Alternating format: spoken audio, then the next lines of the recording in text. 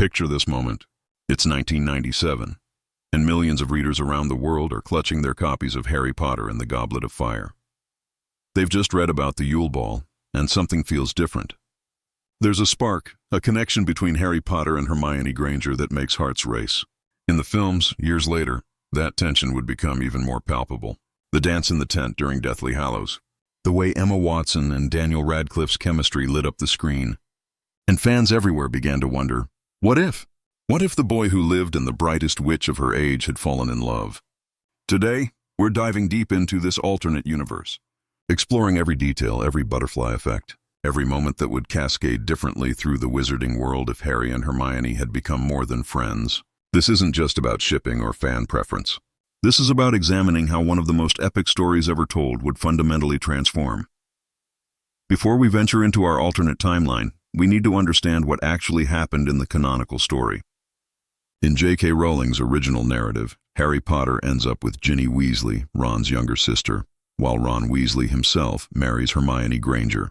These pairings were established gradually throughout the series, with Ron and Hermione's relationship being particularly contentious, marked by jealousy, arguments, and a long, drawn-out will-they-won't-they dynamic that finally culminated in a kiss during the Battle of Hogwarts. Harry and Ginny's relationship, meanwhile, began in Harry's 6th year, though Ginny had harbored feelings for Harry since she first saw him at King's Cross Station.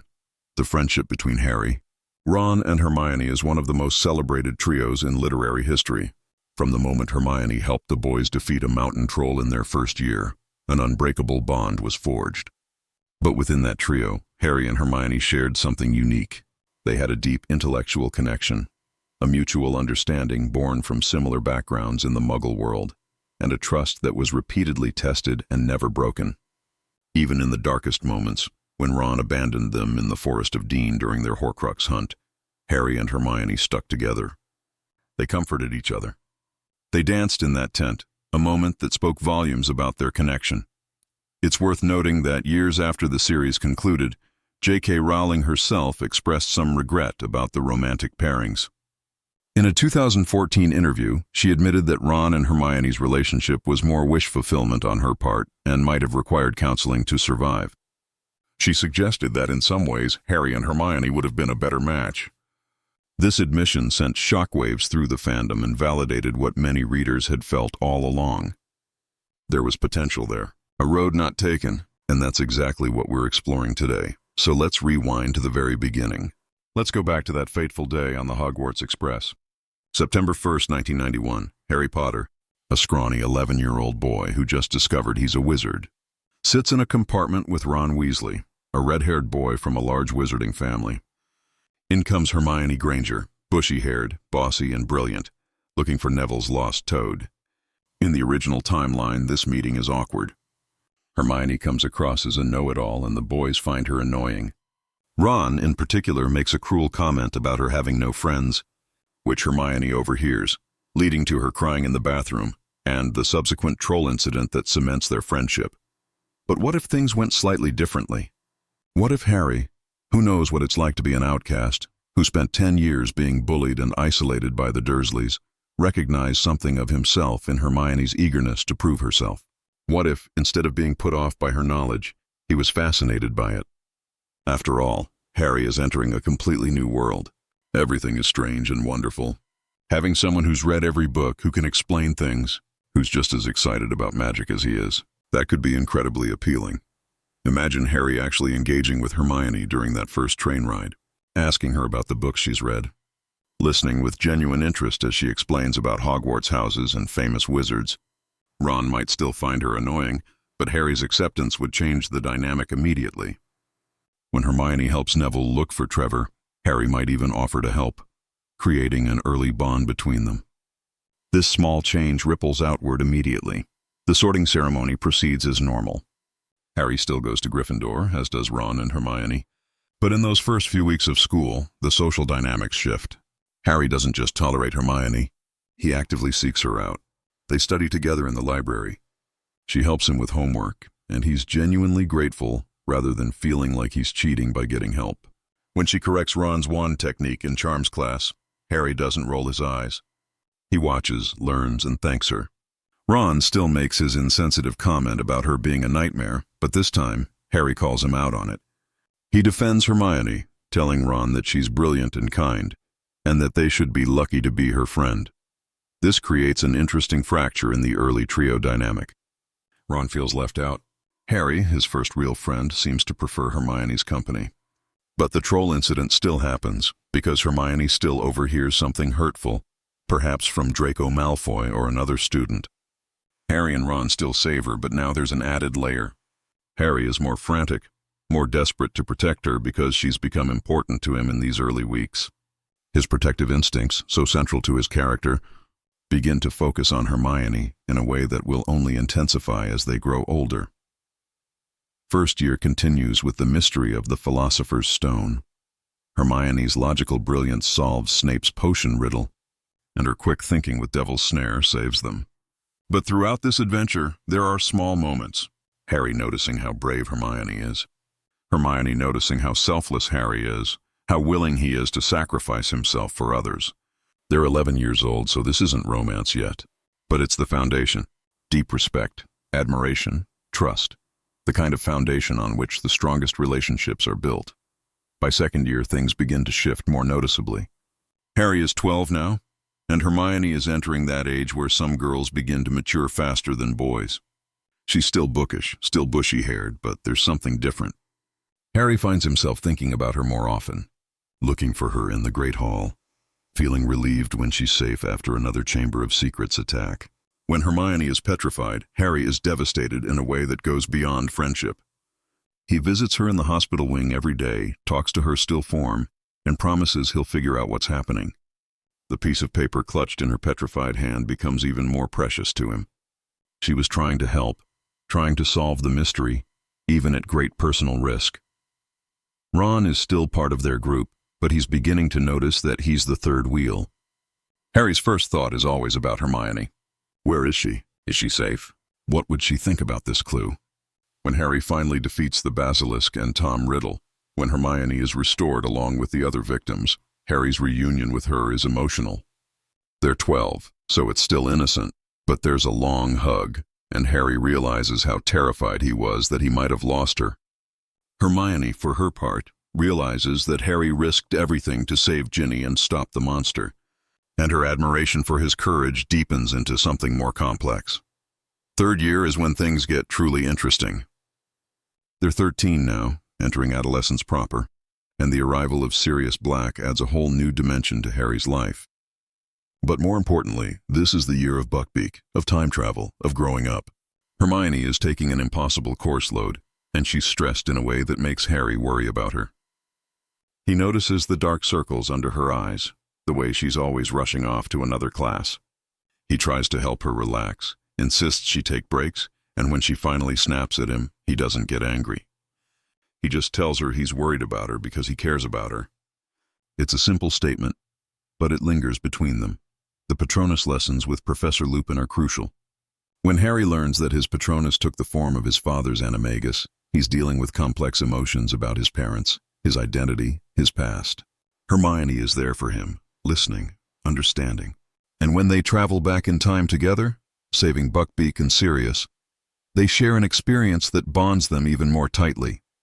They're alone together, sneaking through the castle and grounds, completely in sync. Hermione's planning and Harry's instincts complement each other perfectly. When Harry produces his full Patronus, that magnificent stag that drives away 100 Dementors, Hermione looks at him with awe.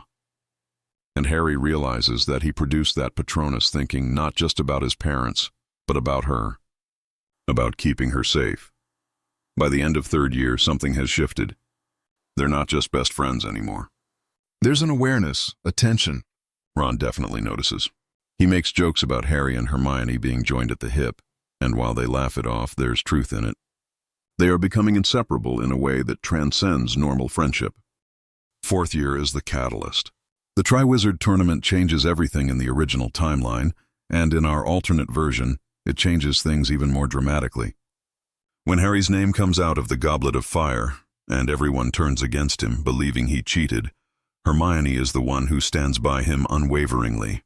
Ron, in the original timeline, abandons Harry during this period, jealous and hurt.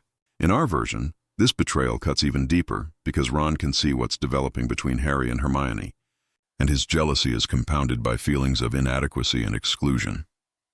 Harry and Hermione spend even more time together as Harry prepares for the tournament tasks.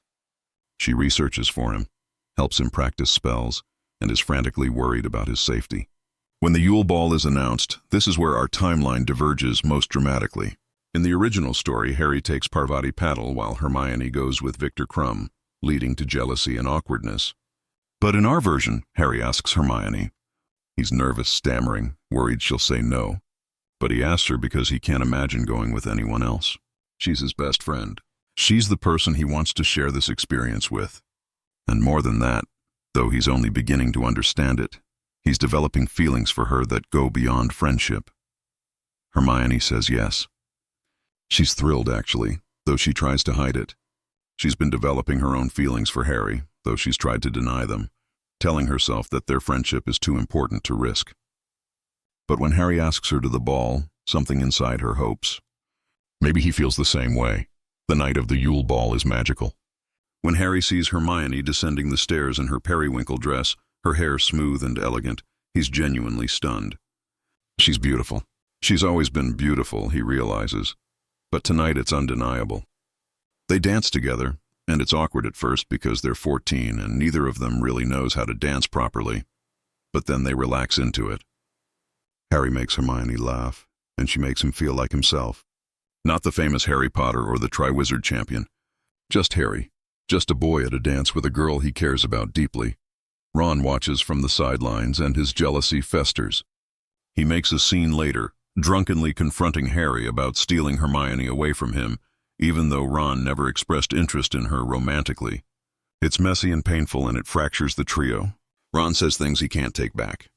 Harry, usually patient with Ron, finally loses his temper and tells Ron that he's being selfish, that Hermione isn't property to be stolen, that she made her own choice. The friendship is damaged, though not destroyed.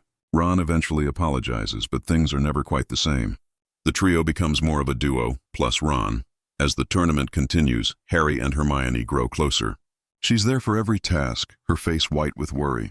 When Harry emerges from the lake during the second task, having saved not just his hostage but Gabrielle Delacour as well, Hermione throws her arms around him, not caring that he's soaking wet. In that moment, in front of the entire school, their relationship shifts publicly. People start talking about Harry and Hermione as a couple, even though they haven't officially acknowledged it themselves. The third task, the maze, is terrifying for Hermione. She knows how dangerous it is, and she makes Harry promise to be careful, to come back to her. He promises, and when he disappears into that maze, she's gripped by a terrible premonition that something is going wrong. When Harry returns, clutching Cedric's body, traumatized and babbling about Voldemort's return, Hermione is one of the first to reach him. She holds him as he shakes, and she believes him without question when he says Voldemort is back. The aftermath of the tournament is dark. Cedric is dead. Voldemort has returned. The Ministry is in denial, and Harry is suffering from PTSD, nightmares, and survivor's guilt. Hermione is his anchor during this time. She sits with him when he can't sleep. She doesn't try to fix him or offer empty platitudes. She just listens, and she's there. This shared trauma bonds them in a way that's almost unbreakable. They've been through something terrible together, and they've survived. Before they leave Hogwarts for the summer, there's a moment. They're alone by the lake, and Harry takes Hermione's hand. He tells her that she's the most important person in his life, that he doesn't know what he'd do without her. Hermione squeezes his hand and tells him he'll never have to find out. It's not a declaration of romantic love, not yet, but it's close. They're both aware that what they have is special, is worth protecting. Their first kiss is gentle, tentative, a soft press of lips that carries the weight of years of friendship and growing affection. They're 14, almost 15, and they're taking the first real step into a romantic relationship built on the strongest possible foundation. Fifth year at Hogwarts is brutal in any timeline. But with Harry and Hermione together as a couple, certain elements shift dramatically. The oppressive regime of Dolores Umbridge, the Ministry's denial of Voldemort's return, and Harry's increasing isolation and anger, all of these factors are present, but Hermione's role changes. She's not just Harry's best friend and study partner anymore. She's his girlfriend, his partner in every sense. And this changes how they navigate the challenges ahead. The summer before fifth year is difficult. Harry is stuck at the Dursleys, miserable and angry, cut off from information about Voldemort and the wizarding world. He writes to Hermione constantly, long letters full of frustration and fear. Her replies are his lifeline. She can't tell him much because of the restrictions placed on communication, but she reminds him that she's thinking of him, that she cares about him, that he's not alone. When he finally escapes the Dursleys after the Dementor attack and arrives at Grimmauld Place to find Hermione there, their reunion is intense. They hold each other for a long time, and Harry realizes how much harder it is to be apart from her now that they're together. At Grimmauld Place, the headquarters of the Order of the Phoenix, Harry and Hermione navigate their new relationship under the watchful eyes of the Weasley family, Sirius, and the other Order members. Mrs. Weasley is a bit concerned about teenagers and relationships, but she can see how good they are for each other. Sirius, ever the rebel, is supportive and teases Harry good-naturedly about finally figuring out what was obvious to everyone else. Ron is mostly adjusted to the new reality, though there are still moments of awkwardness. He started developing an interest in lavender brown, which helps ease the tension. When they return to Hogwarts, they face Dolores Umbridge, a woman whose cruelty is wrapped in a pink cardigan and a saccharine smile. She refuses to teach practical defense against the dark arts, insisting that the ministry-approved theory is sufficient. For Harry, who knows that Voldemort is out there, that danger is real and imminent, this is intolerable. For Hermione, it's a personal affront to education itself. Together they conceive of Dumbledore's army, a secret student organization to learn real defensive magic. The formation of the DA is slightly different in this timeline. Hermione is still the organizational mastermind, but she and Harry work as a true team. They recruit members together, they plan lessons together, and when they hold the first meeting at the Hog's Head, they present a united front. Harry is still the teacher, the one with practical experience fighting dark wizards and creatures, but Hermione's theoretical knowledge complements his practical skills. She explains the theory behind spells, helps students understand why certain wand movements matter, and creates study guides. Together they're formidable. The room of requirement becomes their sanctuary. It's where Harry teaches, where the DA grows stronger, but it's also where Harry and Hermione steal moments alone. After the other students leave, they sometimes stay, practicing together, talking about their fears, their hopes. Hermione worries constantly about Harry's connection to Voldemort, the dreams he's having, the scar that keeps hurting. She begs him to take occlumency seriously, to practice with Snape despite his hatred for the man. Harry tries for her, though the lessons with Snape are disastrous. One of the most significant changes in this timeline is how Harry's visions are handled. In the original story, Harry becomes increasingly isolated, disturbed by his dreams, worried that he's being possessed. Hermione is concerned in that timeline, but as his girlfriend, her concern is even more acute. She notices everything, the way he wakes up gasping, the way he touches his scar, the distant look in his eyes. She confronts him more directly, demanding that he talk to her, that he let her help. And Harry, who loves her, who doesn't want to worry her but also can't hide from her, opens up more than he did in the original timeline. This means that when Harry has the vision of Sirius being tortured in the Department of Mysteries, Hermione is even more involved in his decision-making process. She's terrified that it's a trap, that Voldemort is manipulating Harry through their connection. She begs him to slow down, to think, to verify before rushing off. But Harry is frantic. Sirius is family, the only real family he has, and he can't bear the thought of losing him. Hermione makes a choice. She can't let Harry go alone, but she also can't let him go without trying to verify the vision. She's the one who suggests checking Grimmauld Place, using Umbridge's fireplace. It's risky, but less risky than rushing into a trap. They sneak into Umbridge's office together, and Hermione keeps watch while Harry uses the flu network. Creature answers, and in his spiteful way confirms that Sirius is gone, which isn't a lie but isn't the truth either.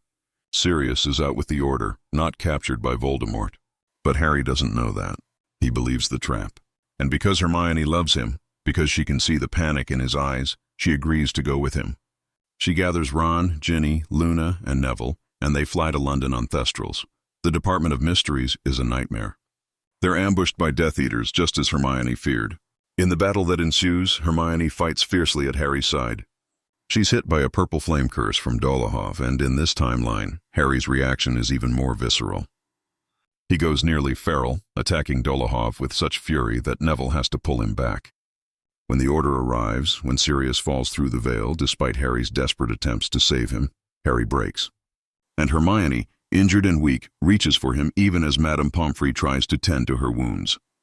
Her first thought is Harry, making sure he's okay.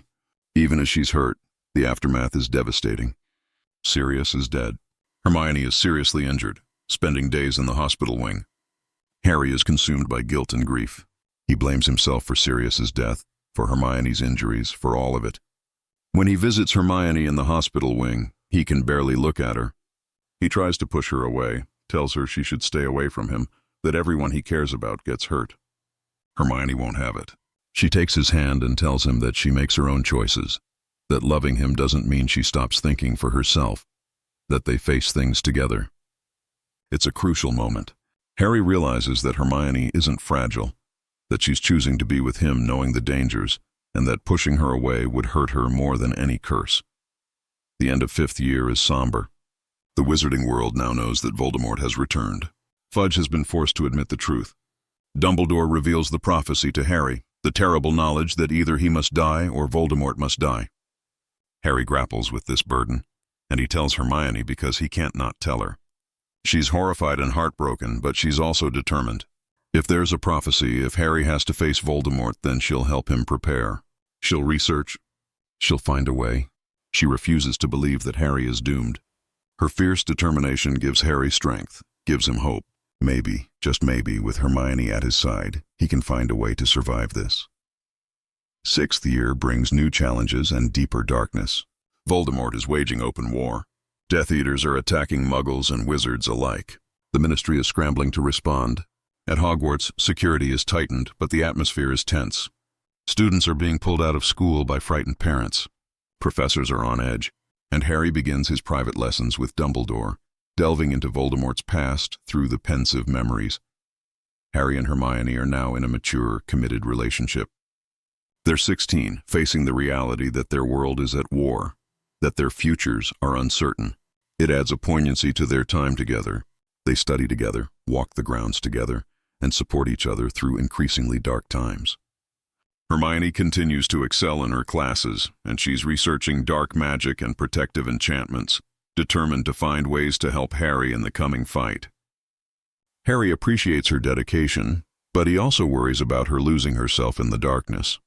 The introduction of the Half-Blood Prince's Potions book creates an interesting dynamic. In the original timeline, Harry becomes obsessed with the book, using its spells and tips to excel in potions and impress Professor Slughorn. Hermione is deeply suspicious of the book, warning Harry that using unknown spells is dangerous. In our timeline, this conflict is intensified because Hermione is his girlfriend. She's not just concerned as a friend. She's worried about him being influenced by dark magic. When Harry uses Sectum Sempra on Draco Malfoy, nearly killing him, Hermione is horrified. It's one of their worst fights. She can't believe he'd use an unknown spell on another student. Harry is remorseful and guilty, but also defensive. He was defending himself. Draco was about to use an unforgivable curse. It's messy and painful, and for a moment, their relationship is genuinely strained. But ultimately, Hermione forgives him because she understands the impossible position he's in. She just makes him promise to be more careful, to think before acting. Dumbledore's lessons reveal Voldemort's Horcruxes, the dark objects containing fragments of his soul that make him immortal. When Dumbledore explains this to Harry, and the magnitude of the task ahead becomes clear, Harry immediately wants to tell Hermione. In the original timeline, he eventually tells both Ron and Hermione. But in our version, he tells Hermione first, privately. He needs her to know. He needs her help. And Hermione, brilliant and determined, immediately begins researching Horcruxes, dark magic, and ways to destroy such objects. It becomes her mission. She's going to help Harry end this. They're going to destroy Voldemort together. The night Dumbledore takes Harry to the seaside cave to retrieve a Horcrux is terrifying. Hermione wants to go with them, but Dumbledore insists it must be just him and Harry. Hermione is beside herself with worry.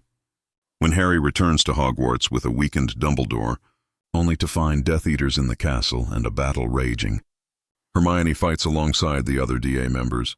She's desperate to find Harry to make sure he's safe. When she learns that Dumbledore is dead, killed by Snape, and that Harry witnessed it, her heart breaks for him.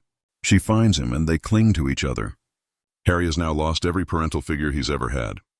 Hermione swears that he'll never be alone, that she's with him no matter what. At Dumbledore's funeral, Harry makes a devastating decision.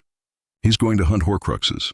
He's not returning to Hogwarts for 7th year. It's too dangerous and the work is too important.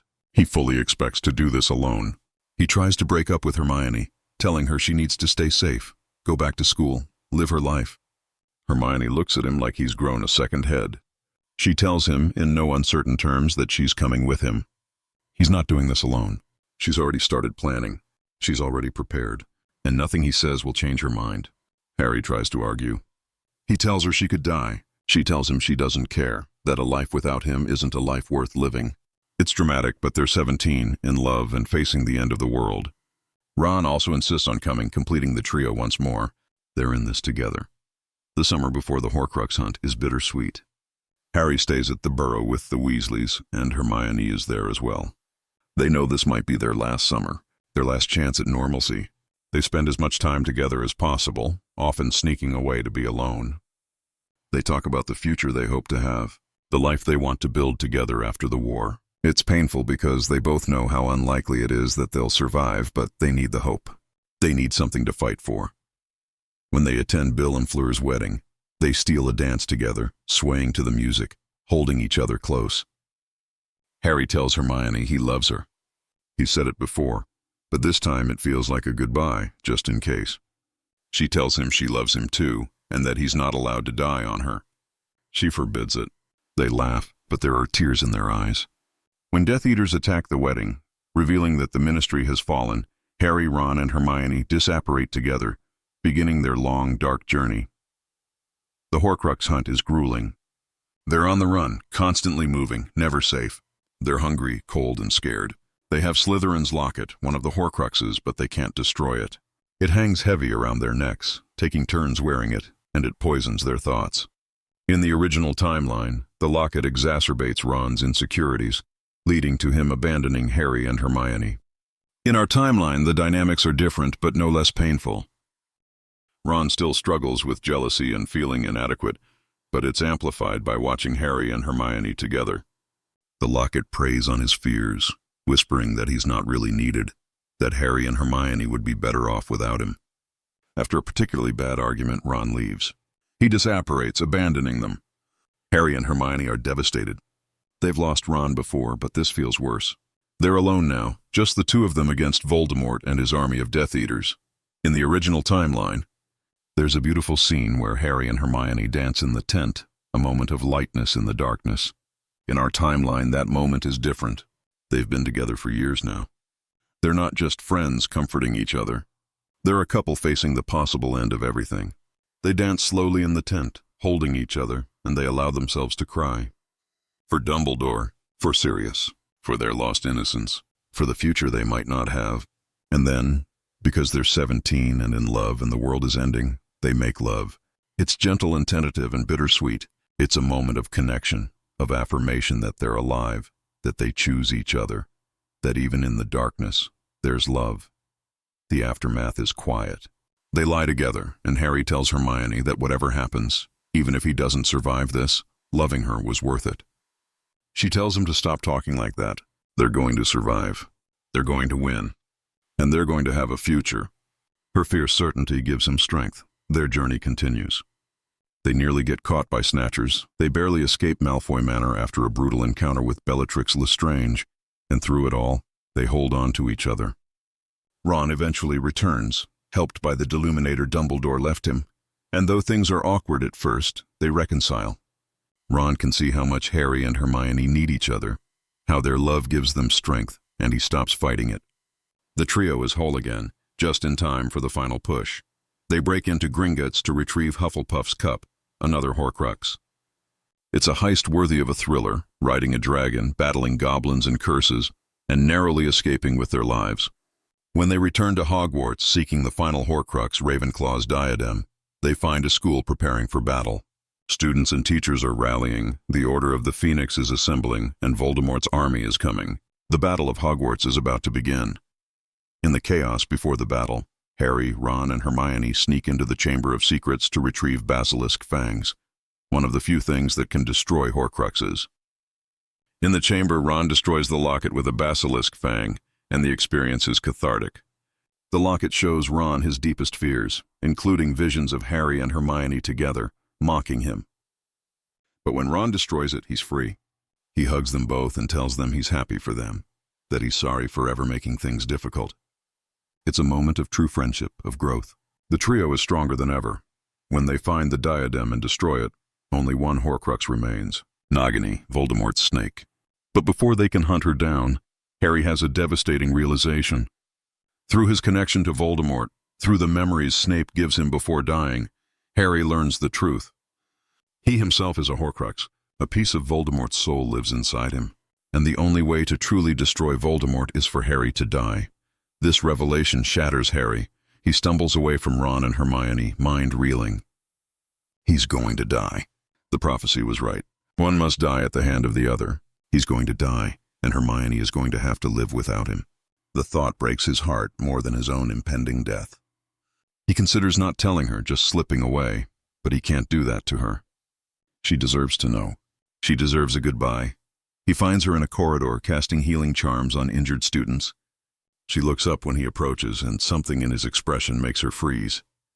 She knows. Somehow she knows. He takes her aside, away from the others, and he tells her, he's a Horcrux. He has to die. There's no other way. Hermione's reaction is visceral. She screams at him, tells him no, that there has to be another way. She'll find another way. But Harry gently holds her face and tells her there isn't. This is how it has to be. And he needs her to let him go. He needs her to be strong and survive and live the life they dreamed about, even if he can't be there with her. Hermione is sobbing, clinging to him, and Harry is crying too. They kiss desperately, trying to memorize each other, knowing it's the last time. Harry tells her he loves her. He tells her she made his life worth living. He tells her that if there's any afterlife, he'll wait for her there, but she's not allowed to rush. She has to live. She has to be happy. Hermione can barely speak through her tears, but she tells him she loves him, that he's everything to her, that she doesn't know how to exist without him. But she also tells him she's proud of him, that he's the bravest person she's ever known, and that she'll carry him with her always. Ron finds them, and Harry tells him too. Ron is devastated, but he understands. He hugs Harry, his best friend, his brother in all but blood. The three of them hold each other, and then Harry gently pulls away. He has to do this now, before his courage fails, before he changes his mind. He uses the resurrection stone that Dumbledore left him, hidden in the snitch, and the spirits of his parents, Sirius and Lupin, appear to walk with him into the forbidden forest. They tell him how proud they are. They tell him it will be quick and painless. They tell him he's been so brave.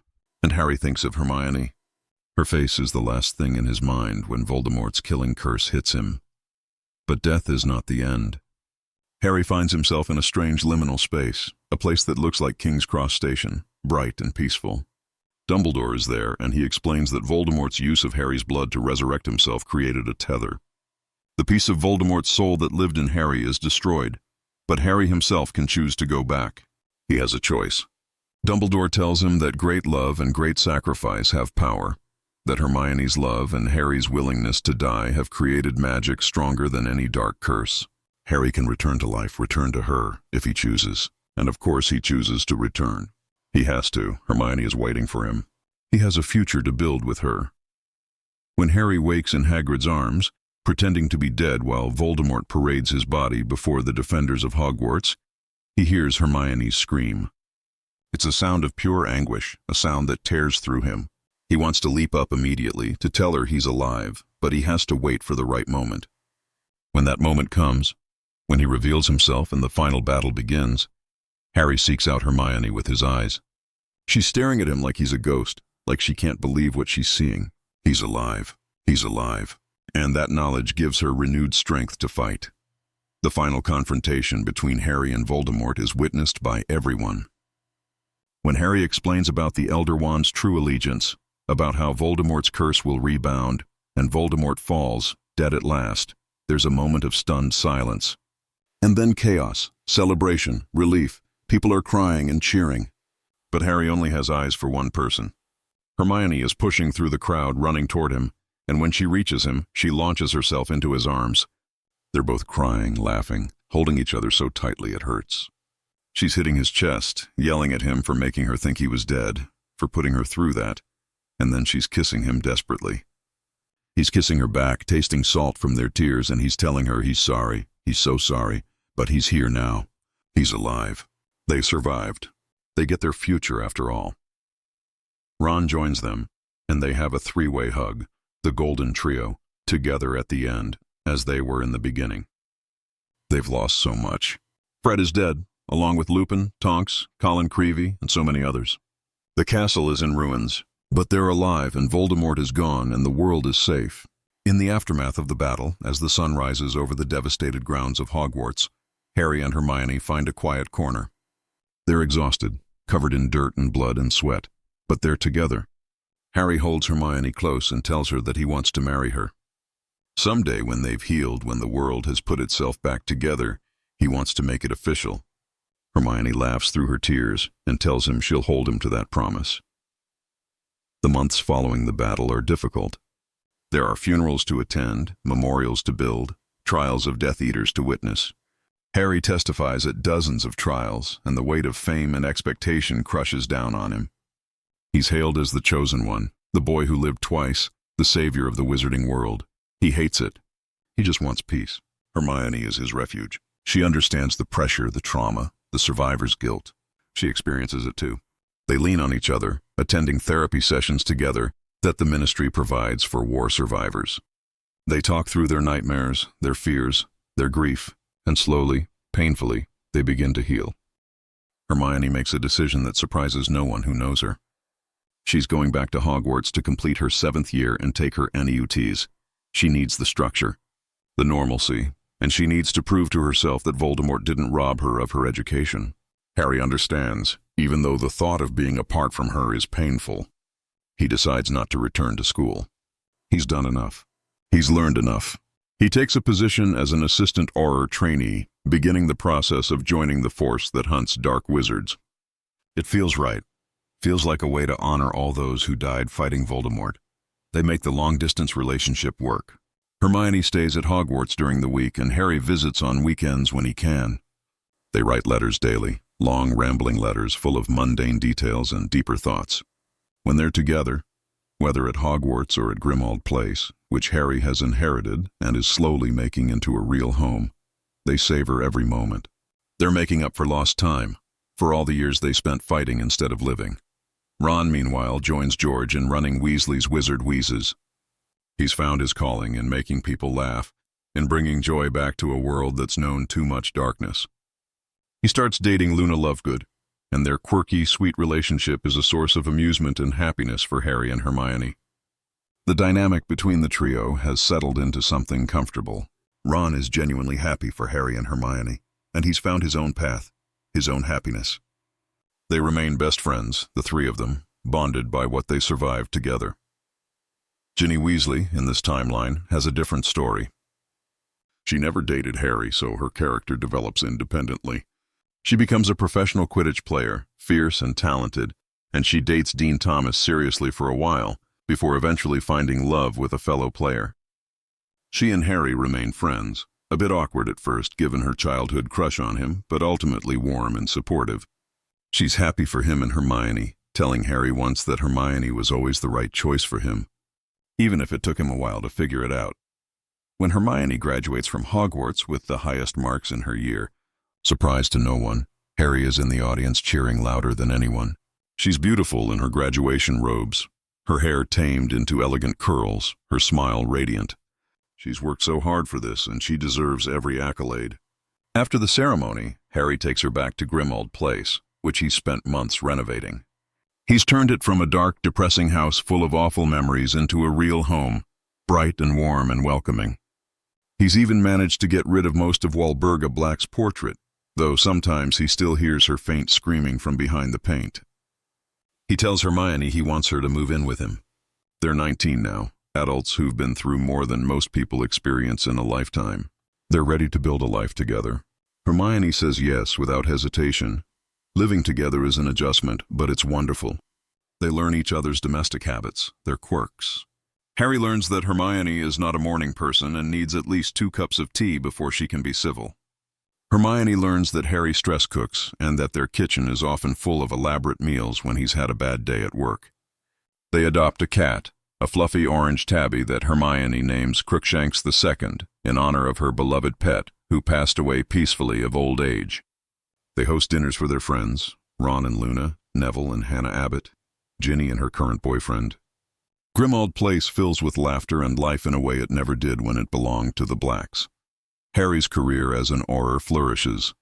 He's naturally talented at defense against the dark arts, and his experience fighting actual dark wizards gives him an edge. He rises through the ranks quickly, though he's always uncomfortable with the fame that follows him. He just wants to do the work, to make the world safer.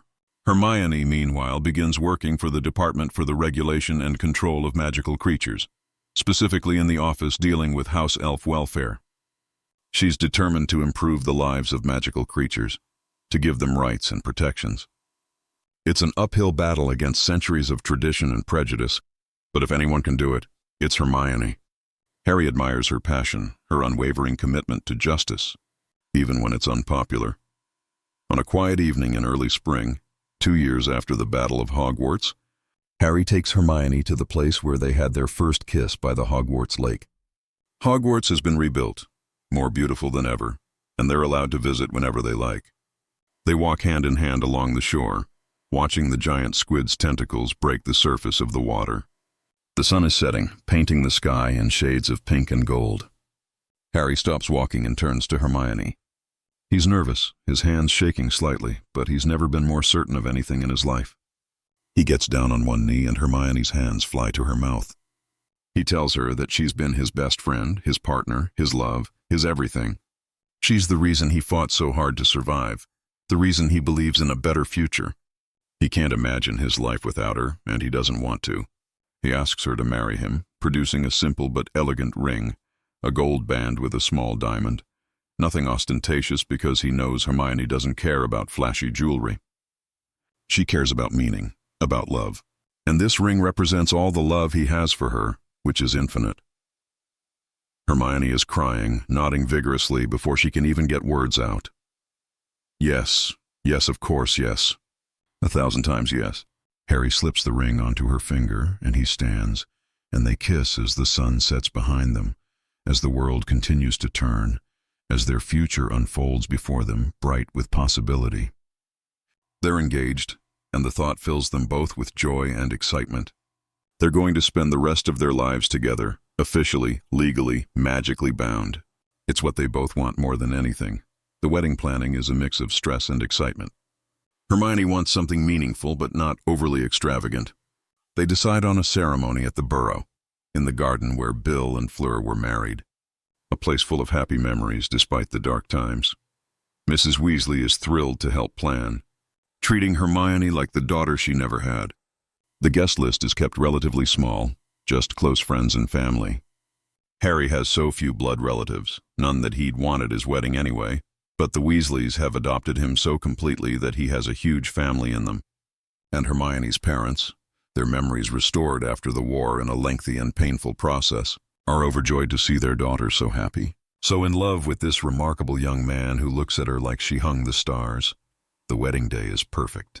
It's a warm summer day, the garden in full bloom with enchanted flowers that shimmer and sing softly. Hermione walks down the aisle, created between rows of white chairs, and Harry's breath catches when he sees her. She's wearing a simple white dress, elegant and classic, her hair falling in soft waves around her shoulders. She's not trying to be anyone but herself, and she's the most beautiful thing Harry has ever seen. His eyes fill with tears as she reaches him, takes his hands, and they exchange vows they've written themselves. Harry promises to love her fiercely and gently, to support her dreams, to stand by her side through whatever comes. He promises to make her laugh when she's sad, to hold her when she's scared, to challenge her when she needs it, and to be her partner in all things. He promises that she'll never face the darkness alone again because he'll always be there, her light, her home, her love. His voice breaks as he speaks, overwhelmed by the magnitude of what he feels for her, by the incredible fortune of being loved by someone so extraordinary. Hermione promises to love him with everything she is, to believe in him even when he doubts himself, to fight beside him for the world they want to build. She promises to be his refuge and his adventure, his calm and his excitement. She promises that no matter how dark the world gets, she'll remind him of the light, of the good they've done, of the love that saved them both. She promises to spend every day of the rest of her life showing him that he is worthy of love, of happiness, of peace. She's crying as she speaks, her voice thick with emotion, but her eyes never leave his. When they're pronounced husband and wife, when Harry kisses Hermione as everyone cheers, it feels like the happiest moment of Harry's life. Even defeating Voldemort doesn't compare to this, to the pure, uncomplicated joy of marrying the woman he loves. The reception is filled with laughter, dancing, and celebration. Ron gives a best man speech that's equal parts funny and touching, talking about how he's watched Harry and Hermione fall in love over the years, how they make each other better, how they're proof that true love exists. Luna, as Hermione's maid of honor, gives a dreamy speech about soulmates and nargles, and how some people are simply meant to find each other across time and space. It's odd but sweet, very Luna, and everyone claps warmly. Harry and Hermione dance their first dance as husband and wife to a slow, romantic song, holding each other close, whispering to each other, oblivious to everyone watching. They're in their own world, and that's how they like it. Later in the evening, when the party is still going strong, they sneak away for a few moments alone. They walk to the pond beyond the garden, the same pond where they used to sit during summers at the Burrow, and they sit together, Hermione's head on Harry's shoulder. He tells her that this is the best day of his life. She tells him that every day with him is the best day of her life. They're sappy and ridiculous and completely sincere. They're married. They're building a life together, and the future is theirs. The years that follow are full and happy. Harry becomes the youngest head Auror in history, leading the department with fairness and courage. He's beloved by his team, respected even by those who don't know his history, because he's just that good at what he does. He catches dark wizards, dismantles remaining Death Eater cells, and makes the wizarding world safer. But he never lets work consume him. He always comes home to Hermione, always makes time for the life they're building together. Hermione becomes the department head for the regulation and control of magical creatures, and she revolutionizes the department. She passes legislation that gives house elves the right to wages and time off if they choose it, though many house elves prefer to work without pay, and she respects that choice. She creates protections for centaurs, merpeople, and other magical beings. She fights tirelessly against discrimination and prejudice, and while progress is slow, it's real. She's making a difference, changing the wizarding world for the better, and Harry is endlessly proud of her. They travel together when they can, visiting magical communities around the world, seeing the places they only read about in books. They visit the ruins of ancient magical civilizations, the bustling magical quarters of Tokyo and Cairo, the serene magical villages in the Scottish Highlands. They collect experiences and memories, always together, always partners. On their 5th wedding anniversary, they visit the Eiffel Tower in Paris, and Harry tells Hermione that she's made him happier than he ever thought possible. She tells him the same, and they renew their vows right there, just the two of them, making promises all over again under the stars. When Hermione tells Harry she's pregnant, he's overwhelmed with emotion. They've talked about children, about wanting a family, but the reality of it is staggering. He's going to be a father. He's going to have a child with Hermione, a little person who's half him and half her. He's terrified and thrilled in equal measure. What if he's a terrible father? What if he messes up? Hermione assures him that he'll be wonderful, that she has no doubts. They're in this together, like everything else. The pregnancy is both exciting and nerve-wracking. Harry is attentive to the point of being overbearing, constantly asking if Hermione is okay, if she needs anything, if she should be resting more. She tolerates his fussing with good humor because she knows it comes from love. Their first child is a boy, born on a clear autumn morning. They name him James Sirius Potter, after Harry's father and godfather, two men who loved Harry and sacrificed everything for him. When Harry holds his son for the first time, he cries. This tiny, perfect human is his. He promises James, whispering so only Hermione can hear, that he'll be the father James deserves, that he'll protect him and love him and make sure he knows every day how wanted he is.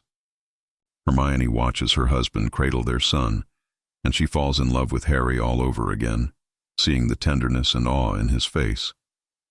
Parenthood is exhausting and rewarding in ways they never imagined.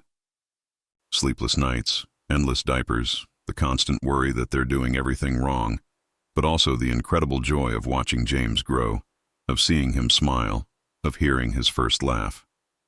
They're a team, taking turns with night feedings, supporting each other through the hard days, celebrating every milestone. The Weasleys are involved grandparents, Molly and Arthur doting on James, while Hermione's parents visit as often as they can, delighted to be grandparents. 3 years later, they have a daughter. They name her Rose Lily Potter, a combination of a flower name that Hermione loves and Harry's mother's name. Rose is fierce from birth, loud and demanding and full of personality.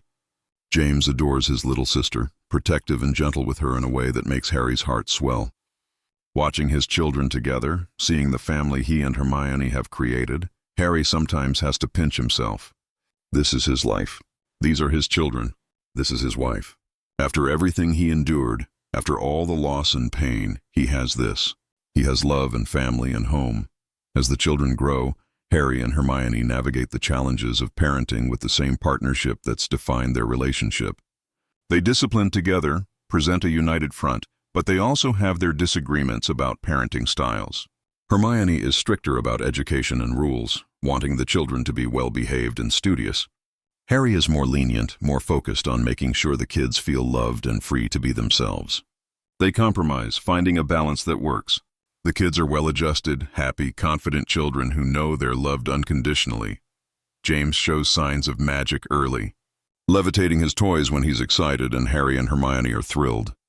They tell him stories about Hogwarts, about magic, preparing him for the world he'll enter when he's 11. Rose is equally magical, setting her bedsheets on fire once when she had a nightmare, and while it was alarming, it was also proof that she's going to be powerful. Harry sees so much of Hermione in both children, the intelligence, the curiosity, the stubborn determination. But he also sees himself, the loyalty, the protectiveness, the capacity for deep love. When James turns 11 and receives his Hogwarts letter, it's an emotional day. Harry remembers his own Hogwarts letter, the way it changed his life, opened up a world he never knew existed. For James, magic has always been part of his life, but Hogwarts is still special, still magical. Harry and Hermione take James to Diagon Alley to shop for supplies, and it's a trip down memory lane. They show James Ollivander's, where they both got their wands. They take him to Flourish and Blots, where Hermione buys him every textbook and several supplementary books. They visit Weasley's Wizard Wheezes, now a sprawling multi-level shop, where Uncle Ron loads James up with joke products despite Hermione's protests. On September 1st, Harry and Hermione take James to King's Cross Station to platform 9 3/4. The nostalgia is overwhelming. Harry remembers his first time here, nervous and alone, until Mrs. Weasley helped him. Now he's here with his own son, and Hermione is by his side, and they're sending their child off to the same school where they met, where they fell in love, where they became the people they are today. They hug James tightly, tell him to write often, to make friends, to work hard, but also have fun. They tell him they're proud of him. As the Hogwarts Express pulls away, James leaning out the window waving, Hermione cries, and Harry holds her close. Their baby is growing up. James is sorted into Gryffindor, and Harry and Hermione are proud but not surprised. He has the bravery and heart of a Gryffindor. His letters home are full of excitement about classes, about Quidditch, about the friends he's making. Harry and Hermione read each letter multiple times, savoring the details of his life. When James comes home for Christmas, he's full of stories, talking non-stop about Hogwarts, and Harry and Hermione listen with rapt attention, asking questions, laughing at his anecdotes. It's clear James is thriving, and that's all they wanted. 3 years later, Rose joins James at Hogwarts, and she's sorted into Ravenclaw. Hermione is secretly thrilled, though she'd never say so. Rose is brilliant, analytical, loves learning for its own sake. She's her mother's daughter in the best ways. The dynamic between James and Rose at school is sweet. James is protective of his little sister, making sure she's settling in okay, introducing her to his friends. Rose tolerates his hovering with eye rolls, but secretly appreciates it. The Potter children are known at Hogwarts, not just because of their father's fame, but because they're remarkable in their own right.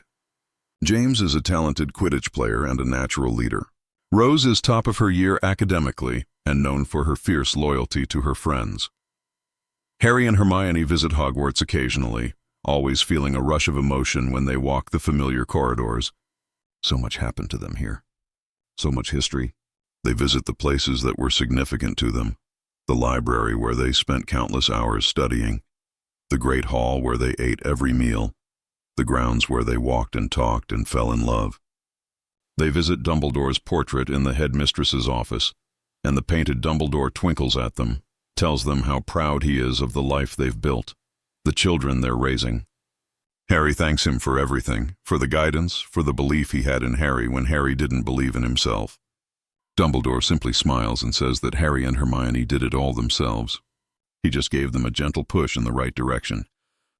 As Harry and Hermione move into their 40s, they're established, respected figures in the wizarding world. Harry is a legend, though he hates the term. He's just a man who did what needed to be done, and he's spent the decades since trying to live a quiet, normal life. Hermione is one of the most influential witches of her generation, her work on magical creature rights earning her international recognition and multiple awards. But more than their professional accomplishments, they're proud of their family, of the children they've raised, of the love they've maintained through it all. They still go on dates, just the two of them, making time for their relationship amidst the chaos of life. They still dance in their kitchen to old songs. They still talk for hours about everything and nothing. They still laugh together, fight occasionally, make up, and fall asleep in each other's arms every night. Their love has matured, deepened over the years, but it's never dimmed. If anything, it's stronger now, forged through time and trial, and the 1,000 small moments that make up a life together. Ron remains one of their closest friends, though he and Luna eventually part ways amicably. Realizing they want different things in life, Ron later marries Padma Patil, and they have 2 daughters who are thick as thieves with the Potter children. The extended family gatherings are loud and chaotic and wonderful, full of love and laughter. Neville becomes herbology professor at Hogwarts and eventually headmaster, leading the school with wisdom and kindness. He and Hannah have a son who's in the same year as Rose, and the boy is sorted into Hufflepuff, making Neville beam with pride. Ginny's Quidditch career is legendary.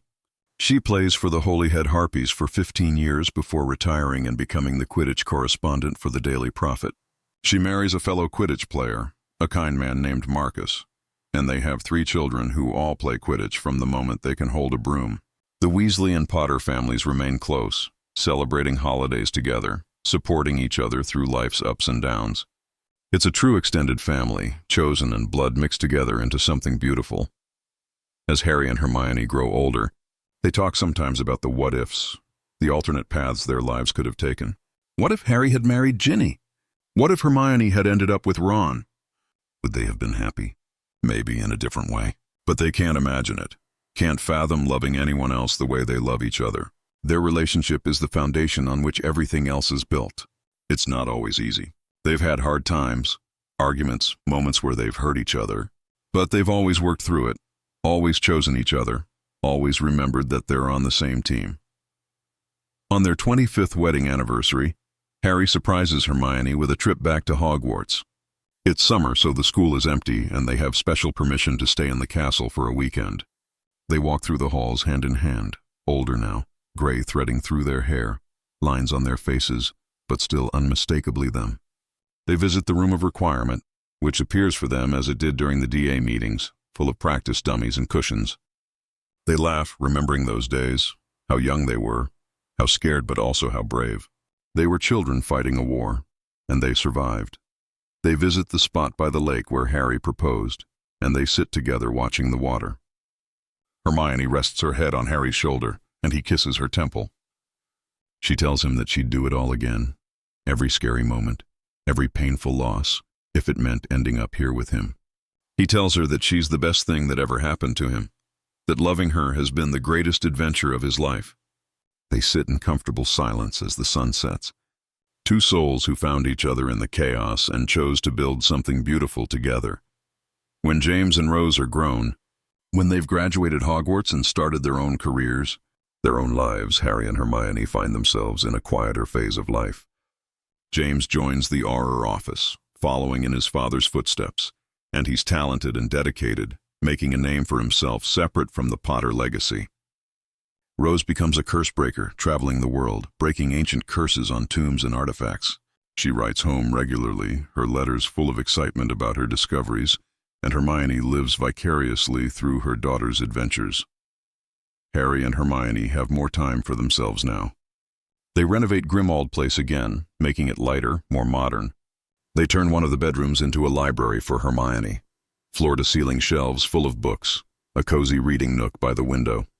They turn another room into a study for Harry, where he works on his memoirs, finally ready to write down his story, to share the truth of what happened during the war. Hermione helps him edit, as she's helped him with everything for decades, and the book they produce together is honest and raw and beautiful. It becomes a bestseller, but more importantly, it helps people understand what that generation went through, the sacrifices made. As they move into their 60s, retirement beckons. Harry steps down as head Auror, passing the torch to a younger generation. Hermione retires from the ministry, satisfied with the changes she's made, the progress that continues. They buy a cottage in the countryside near Godric's Hollow, where Harry's parents are buried. It's a full-circle moment, Harry returning to his roots, but this time with Hermione, with a life full of love behind him and hopefully many years ahead. The cottage is perfect. A garden that Hermione tends with magic and patience. A shed where Harry works on woodworking projects, discovering a love for creating things with his hands. They host their grandchildren, James's 3 children and Rose's twins, in the summers. The cottage fills with the sound of children's laughter, and Harry and Hermione are the fun grandparents. The ones who teach magic tricks and tell stories about the old days and sneak the kids sweets before dinner. They're making memories, building a legacy not of war and heroism, but of love and family. On quiet evenings, Harry and Hermione sit on their porch swing, watching the sunset over the hills. They hold hands, their fingers intertwined, and they don't need to talk. After 50 years together, they can communicate in glances, in touches, in comfortable silence. But sometimes they do talk, reminiscing about their lives, marveling at how far they've come. From 2 kids on a train, to war heroes, to partners, to parents, to grandparents. It's been a long journey, and they've walked every step together. Harry turns to Hermione one evening and tells her that he's lived 3 times as long now as his parents did, that he's had a life they never got to have. And it's all because of her. She saved him in so many ways, gave him a reason to fight, to survive, to hope. Hermione smiles at him, that same brilliant smile that captured his heart decades ago, and she tells him that he saved her too. He gave her purpose, adventure, love beyond measure. They saved each other, really. That's what they've always done. They're partners in the truest sense, and they always will be. As the years pass, as they grow older still, their love remains constant. They face health scares and the loss of friends, the inevitable march of time. But they face it together, as they've faced everything. When Ron passes away peacefully in his sleep at 78, Harry and Hermione grieve together, remembering their friend, the 3rd member of their trio, the one who was there from the beginning. They tell stories about Ron at his funeral, making people laugh and cry, celebrating a life well lived.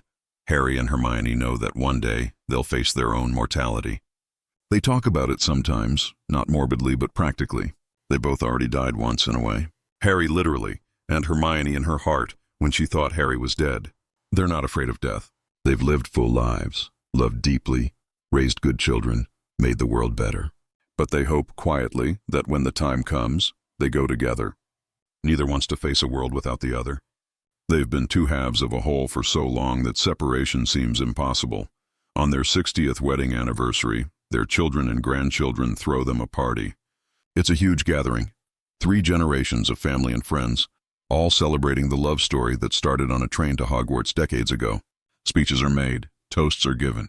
James talks about watching his parents love each other his whole life, how they set the example for what a partnership should be. Rose talks about the way her father still looks at her mother like she's the most fascinating person in the world. How her mother still believes her father can do anything.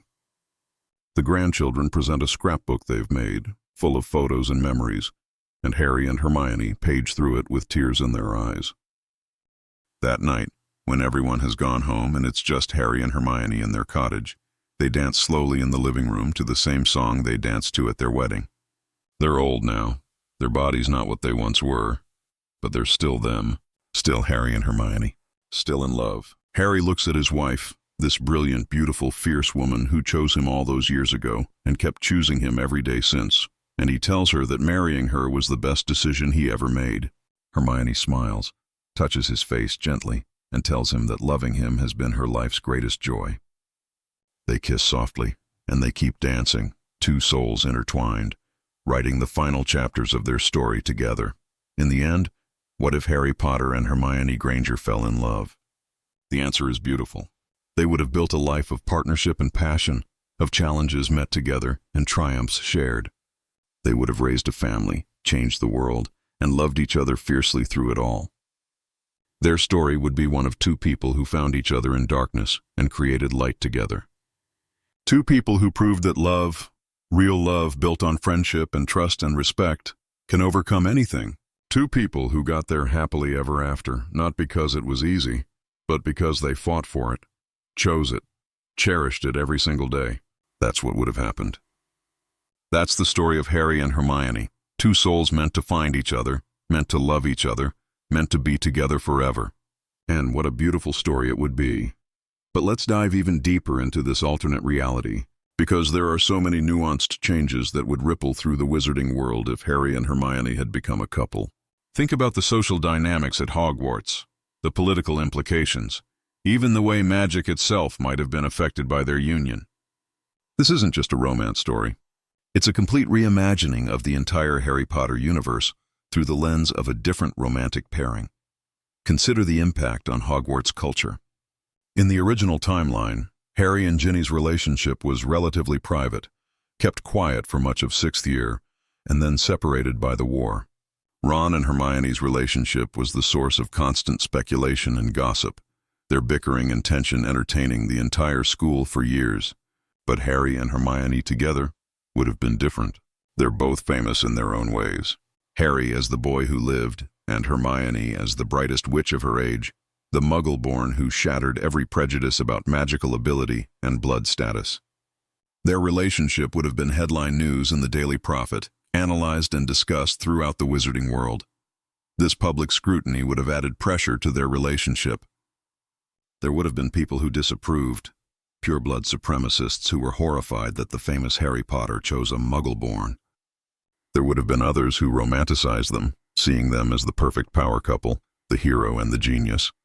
Harry and Hermione would have had to learn to navigate fame as a couple, to protect their privacy while being constantly in the public eye.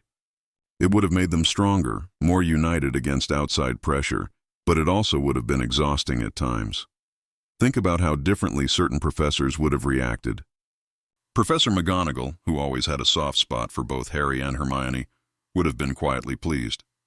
She valued intelligence and bravery, and she saw both qualities in abundance in them. She might have been concerned about them balancing their relationship with their studies, but she would have trusted them to be responsible. Snape, on the other hand, would have been conflicted. He hated Harry for being James Potter's son, but Hermione was his best student, the only one who truly appreciated the subtle art of potion making. Seeing her with Harry would have been like a personal insult to Snape, though he would have hidden it behind his usual sneers and sarcasm. Dumbledore would have been intrigued. He understood love's power better than anyone, having experienced its absence and its devastating consequences in his own life.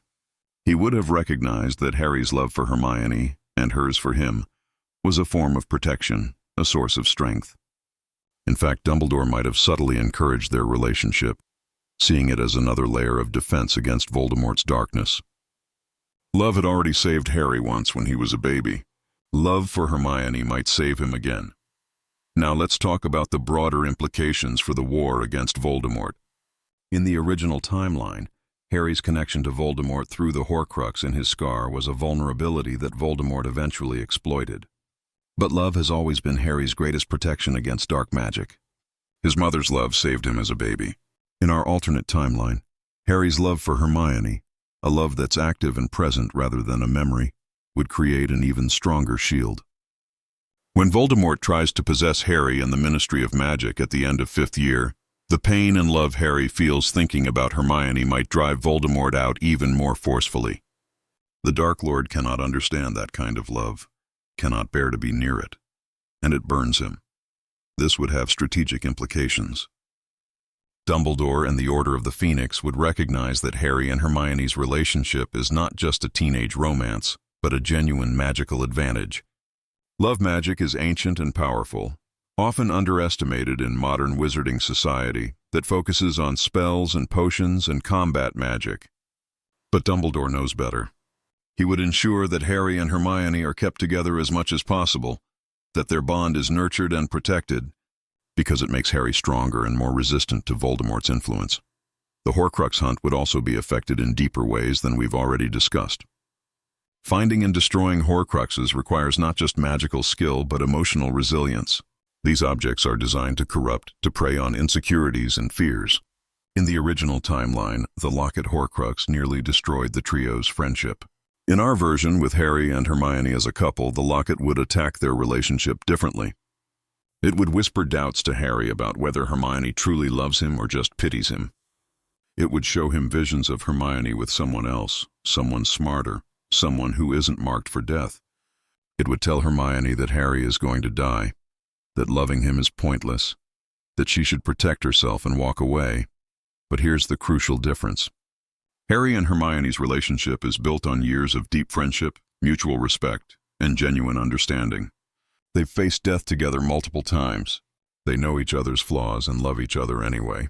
The Locket's attacks, while painful, wouldn't destroy them. They would recognize the manipulation for what it is. They would talk to each other, reassure each other, fight back against the darkness together. And when they finally destroy the Locket, it would feel like a victory not just over a Horcrux, but over the forces trying to tear them apart. Imagine how different the search for the other Horcruxes would be with Harry and Hermione working as a romantic partnership. They would be even more in sync than they were as friends. Hermione's research skills combined with Harry's instincts and Parseltongue ability would make them incredibly effective. They would anticipate each other's thoughts, finish each other's sentences, work as a seamless unit. When they break into Gringotts, Hermione's disguise as Bellatrix and Harry's support under the invisibility cloak would be perfectly coordinated. When they return to Hogwarts for the final battle, they would fight side by side, protecting each other, covering each other's weaknesses. The final confrontation with Voldemort would carry even more emotional weight. When Harry walks into the Forbidden Forest to die, he's not just sacrificing himself for the wizarding world. He's sacrificing the future he desperately wants with Hermione. Their wedding, their children, growing old together, all of it gone because he has to die to destroy the Horcrux in his scar. That sacrifice is even more profound, even more heroic, because he's giving up something beautiful and rare. And when he chooses to return to life, when Dumbledore gives him that choice, he's choosing Hermione, choosing love, choosing the future they plan together. That choice is what makes his survival meaningful. Let's explore the aftermath of the war more deeply. The wizarding world is shattered. Thousands are dead. Families are destroyed. Hogwarts itself is in ruins. In the original timeline, Harry somewhat retreats from public life after the battle, trying to process his trauma privately. But with Hermione as his partner, his approach might be different. Hermione wouldn't let him isolate himself. She would encourage him to talk, to seek help, to process what he's been through. And because she's dealing with her own trauma, they would help each other heal. They might become advocates for mental health support in the wizarding world, a concept that's largely ignored in magical society. They would speak publicly about PTSD, about survivor's guilt, about the importance of therapy and support.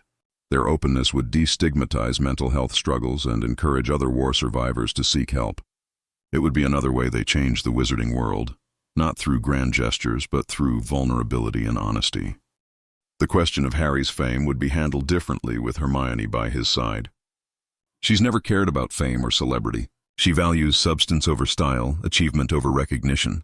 She would help Harry navigate his unwanted celebrity, remind him that he's more than the boy who lived, that he's a person with value beyond what he did in the war.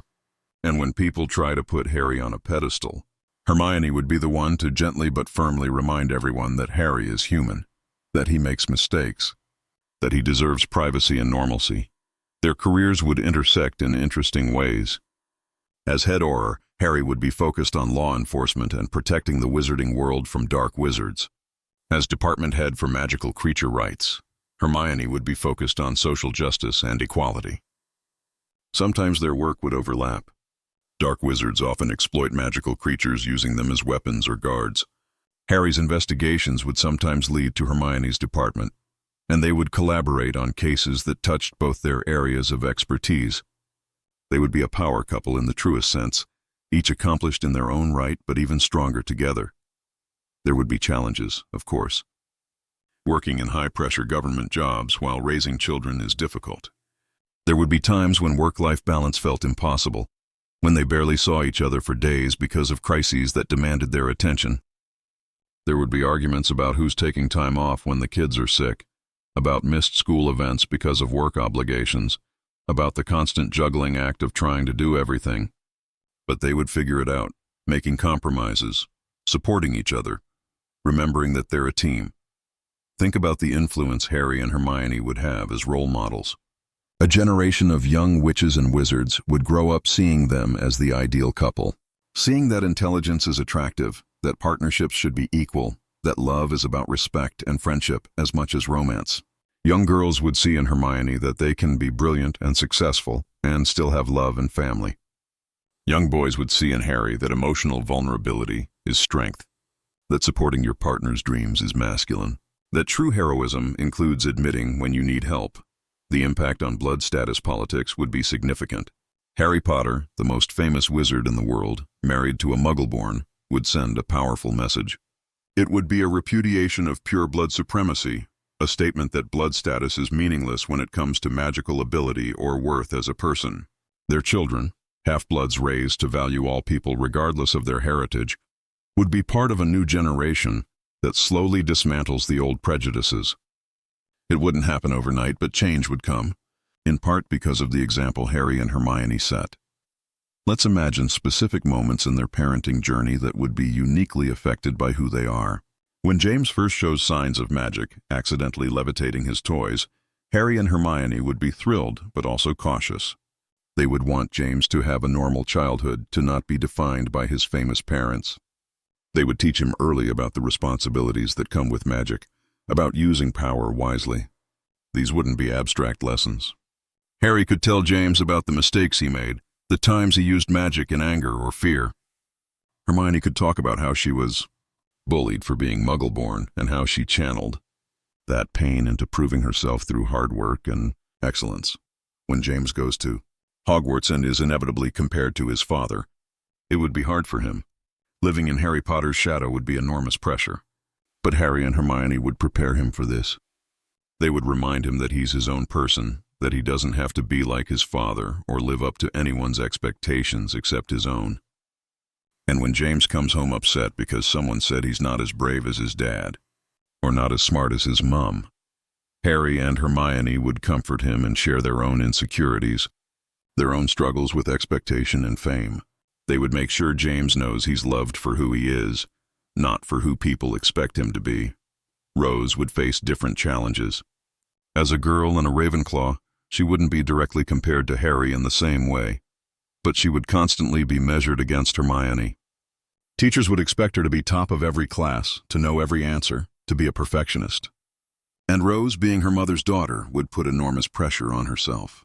There would be a breaking point, perhaps in her 3rd or 4th year, when Rose has a panic attack over an exam, when the pressure becomes too much. Hermione would recognize the signs immediately, having pushed herself to the point of exhaustion more than once in her own school days. Hermione would sit Rose down and tell her the truth. That being smart isn't everything, that it's okay to not know all the answers, that Hermione herself struggled with anxiety and perfectionism, that she had to learn to be kinder to herself. It would be a pivotal conversation, one that helps Rose understand that she can be brilliant without being perfect, that she's allowed to be human. And Harry would reinforce this, telling Rose stories about how her mother saved his life, not because she had all the answers, but because she was willing to try, to take risks, to admit when she was scared, but do the brave thing anyway. As Harry and Hermione's children grow into teenagers and then adults, they would face the question of legacy. What does it mean to be the child of two of the most famous people in the wizarding world? How do you forge your own identity when your parents' story is literally taught in history of magic classes? James and Rose would handle this differently. James might lean into the legacy, becoming an auror like his father, trying to live up to the Potter name.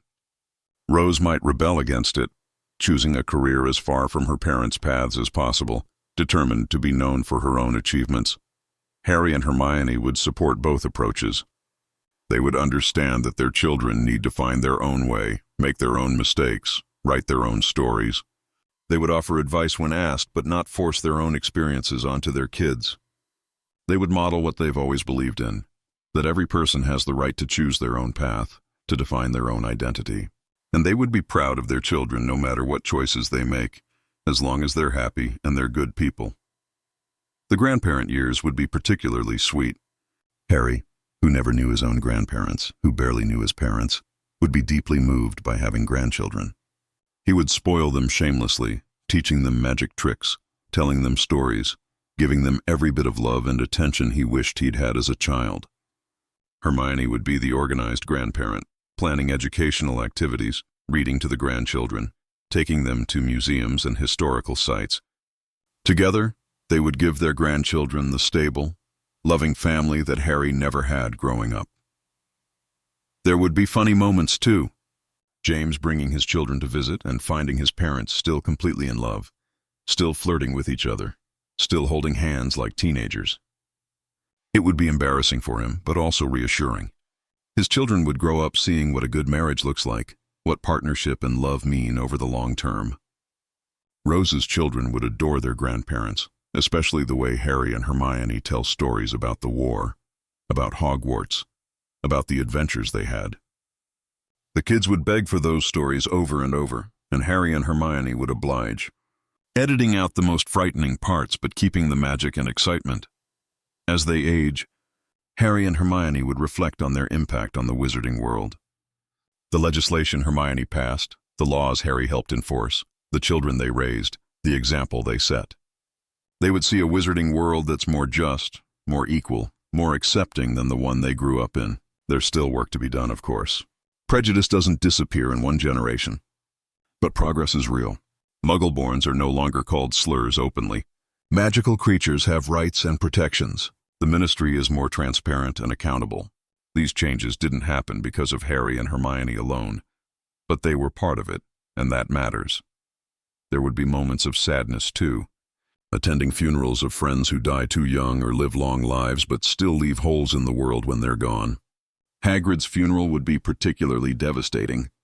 The half-giant who was Harry's first friend in the wizarding world, who was always there with tea and rock cakes and uncomplicated kindness. Harry would speak at the funeral, barely able to get through his speech, talking about how Hagrid taught him that family is what you make it, that loyalty and love matter more than blood. Hermione would hold Harry's hand through it all, crying for Hagrid and for the passage of time that takes everyone eventually. They would lose other friends along the way. Luna, who lived such a vibrant, if eccentric life, traveling the world in search of magical creatures that may or may not exist. Neville, who transformed from the scared boy who could barely hold his wand to a brave warrior and beloved headmaster. Each loss would hurt, but Harry and Hermione would celebrate their friends' lives, tell stories, keep their memories alive. They would understand that loss is the price of love, that grief is love with nowhere to go, and they would count themselves lucky to have had these people in their lives, even if they couldn't keep them forever. In their 70s, Harry and Hermione would slow down physically, but remain sharp mentally. They would spend their days reading, gardening, writing letters to their grandchildren who are scattered around the world pursuing their own dreams. They would have debates about books and politics and history, still challenging each other intellectually, still learning from each other. They would take walks through their garden, Harry's arm around Hermione's waist, her head on his shoulder, comfortable in a silence born of knowing each other so completely that words are often unnecessary. They would host holiday gatherings, their cottage bursting with children and grandchildren and even a few great-grandchildren as the years go on. The noise and chaos would be exhausting but wonderful. 3 and 4 generations gathered together, connected by love and blood and choice. Harry would look around the table at these faces These people who exist because he survived, because he and Hermione built a life together, and he would be overwhelmed with gratitude. This is his legacy. Not defeating Voldemort, not the awards or recognition, but this family, love, connection. Hermione would feel the same way. All her academic achievements, all the laws she passed, all the changes she made to wizarding society, they matter. But what matters most is sitting right here in this room. The people she loves, the family she and Harry created together, the knowledge that they lived good lives, that they loved well, that they made a difference not just in grand historical ways, but in small daily kindnesses, in raising good children, in being there for each other through everything. As they approach the end, there would be a peacefulness about them. They've lived full lives. They've done what they set out to do. They've loved and been loved. When health issues arise, as they inevitably do with age, they would face them together. Harry's old injuries from Quidditch and battles would catch up with him, arthritis and chronic pain. Hermione's fierce mind would stay sharp, but her body would betray her in small ways, mobility issues and fatigue. They would help each other, adapting their home with accessibility modifications, adjusting their routines, accepting the indignities of aging with as much grace as they can muster. Their children would worry about them, offer to move them to a care facility or have them move in, but Harry and Hermione would insist on staying in their cottage as long as possible. This is their home. These walls hold decades of memories. The garden Hermione planted and nurtured, the workshop where Harry built furniture, the porch where they watched sunsets. They're not ready to leave it unless they absolutely have to. One evening in late autumn, when they're both in their mid-80s, Harry and Hermione are sitting on their porch as the sun sets. The air is crisp, fall leaves scattered across the garden in shades of red and gold. They're wrapped in blankets, holding hands, watching the sky change colors. It's a perfect moment, peaceful and full. Harry turns to Hermione and tells her that he's tired. Not sad, not unhappy, just tired, ready for rest. She squeezes his hand and tells him she understands. She's tired too. They've had such a good run, such a beautiful life. Maybe it's okay to be ready for whatever comes next. They sit in silence for a while longer, and then Hermione says something that surprises Harry. She says that when she was young, she never believed in an afterlife. She was too logical, too grounded in what could be proven. But now, after everything they've experienced, after seeing the ghosts and the resurrection stone and all the magic that defies explanation, she thinks maybe there is something. Maybe death isn't the end. Maybe they'll see the people they lost again. Maybe love really does transcend everything, even mortality. Harry smiles at her. He tells her that he's always believed there's something more. How could there not be, when his mother's love saved him, when Dumbledore showed up to talk to him in that liminal space between life and death? He believes they'll be together, wherever they're going, that their souls, so intertwined after 60-plus years together, won't be separated by something as mundane as death. Hermione laughs softly and tells him she hopes he's right. She can't imagine existing without him. Harry promises that she won't have to. They've faced everything together. Death will be no different. They go to bed that night, curled up together as they have for decades. They fall asleep in each other's arms, and their hearts, so in sync after all these years, slow and eventually stop within minutes of each other. They pass peacefully in their sleep, together as they lived, and when their daughter Rose finds them the next morning, she's devastated, but also comforted. They're still holding hands. They're together. It's exactly how they would have wanted it. The funeral is massive. The entire wizarding world mourns the loss of two of its greatest heroes. The Daily Prophet runs a special edition, pages and pages devoted to Harry and Hermione's lives, their achievements, their love story. People line the streets as the funeral procession passes, but the actual service is intimate, just family and close friends, exactly as Harry and Hermione requested in their wills.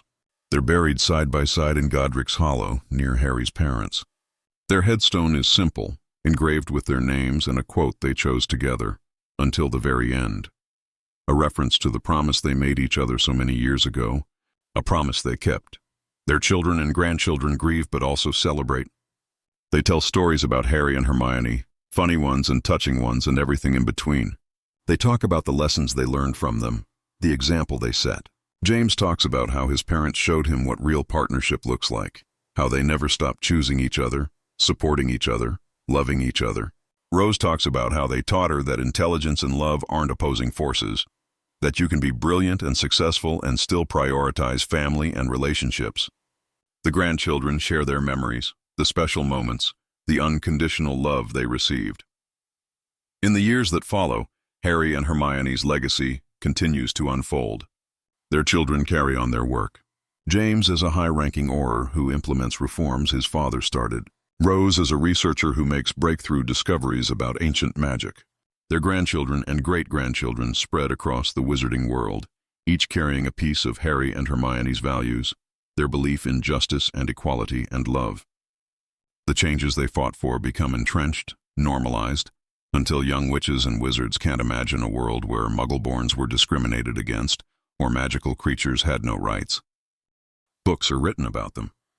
Historians analyze their impact on wizarding society, but more than the historical analysis, people remember the love story. The boy who survived and the girl who believed in him. Two kids who met on a train and became best friends and then fell in love and changed the world together. It becomes almost mythical, a story that parents tell their children, that grandparents tell their grandchildren. The kind of love that's rare and precious, that requires work and choice and commitment, but that's worth everything. At Hogwarts, there's a memorial to all those who fought in the Battle of Hogwarts. Harry and Hermione's names are there, of course, among many others. But there's also something new, added after their deaths. A statue in the courtyard, Harry and Hermione standing together, his arm around her shoulders, her hand over his heart.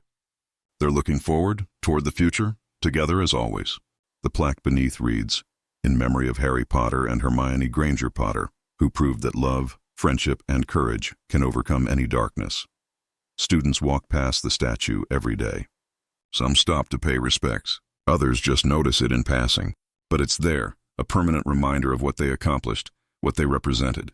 And sometimes, on quiet evenings when the castle is nearly empty, some students swear they see the statues move slightly, see Harry turn his head to look at Hermione, see her smile back at him. It's probably just a trick of the light, or perhaps a magical preservation charm with a sense of humor.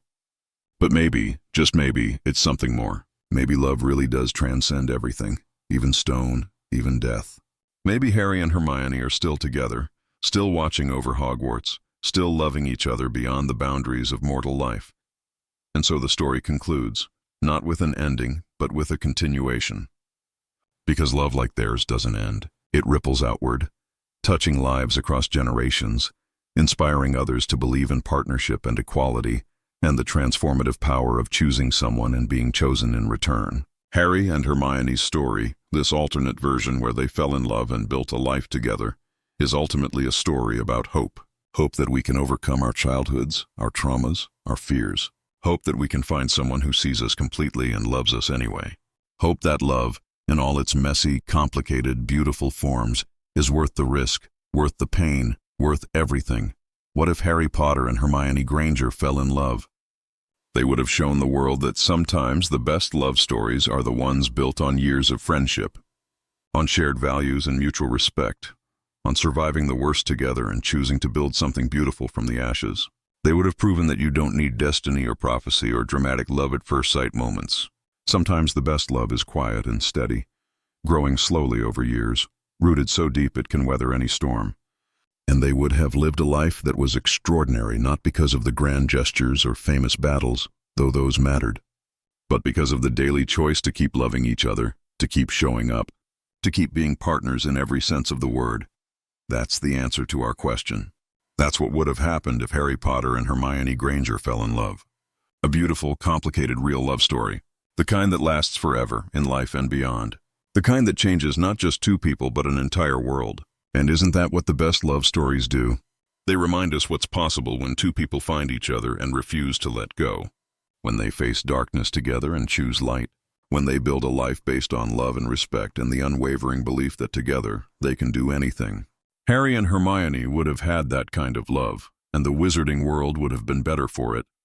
Their children would have been better for it. And they themselves would have been better for it, healed by loving and being loved, complete in a way that neither could have been alone. What a story that would have been. What a beautiful, perfect, eternally loving story.